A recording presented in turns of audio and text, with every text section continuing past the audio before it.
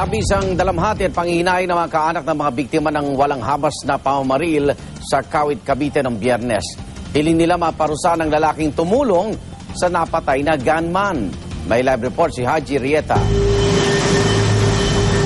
Haji. Yes, Igan, balit pa nga rin sa takot ang ilang residente dito sa Barangay Tabon, dito sa Kawit, Cavite matapos nga ang naganap na pamamaril na ikinasawi ng 7 katao. Bibo at malambing, ganito ilarawan ni Lola Crisa Cabigan ang 7 taong gulang na apong si Micaela Andrea Caimol. Isa si Micaela sa mga napatay sa pamamaril itong Biyernes ng umaga. Laking panginayang niya dahil magbabakasyon sana si Micaela at ang kapatid sa kanya. Kung ako pumayag na siya magbakasyon sa amin, hindi niya sasaktitin yan eh. Pero hindi ko magawang magbakasyon siya sa amin dahil pagod na rin naman ako. Ang dami kong trabaho, ang dami ko iniintindi rin. Tinamaan din ng bala ng baril ang 4 na taong gulang na kapatid ni Micaela, pero maswerte itong nakaligtas at nagpapagaling na ngayon sa ospital. Panghihinayan din ang nadarama ngayon ni Erodita Fernandez. Natuldukan na kasi ang mahigit 30 na pagsama nila ng mister na si Alberto.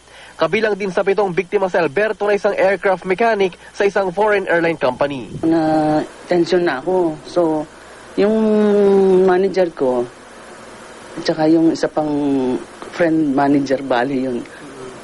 Sabi, tana, ano ka, okay ka lang, kinalma na ako. Pupunta tayo sa hospital. Sabi ko, dali na tayo na, ganyan. Abi, basta, relax ka lang, i-ready mo yung gamit mo, punta tayo ng St. Martin.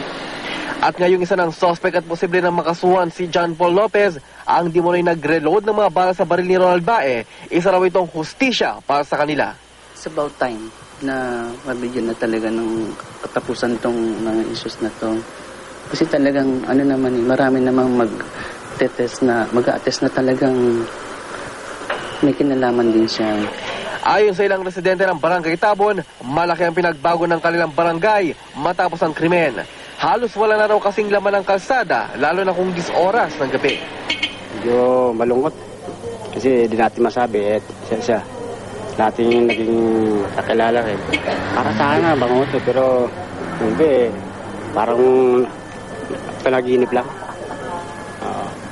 Samantala, Igan, sa linggo na katakda nga ilibing ang ilang mga nabiktima na nakaburol nga ngayon dito sa Barangay Tabo dito sa Kawit, Cavite. At sa impormasyon nga nakalap natin, Igan, ay inaasahan mamayang hapon na formal na masasampahan ng kaso si John Paul Lopez na itinuturing suspect dun sa isa sa mga namaril dito sa naganap na pamamaril nga sa Tabon, Kawit, Cavite. Igan? Maraming salamat, Haji Rieta.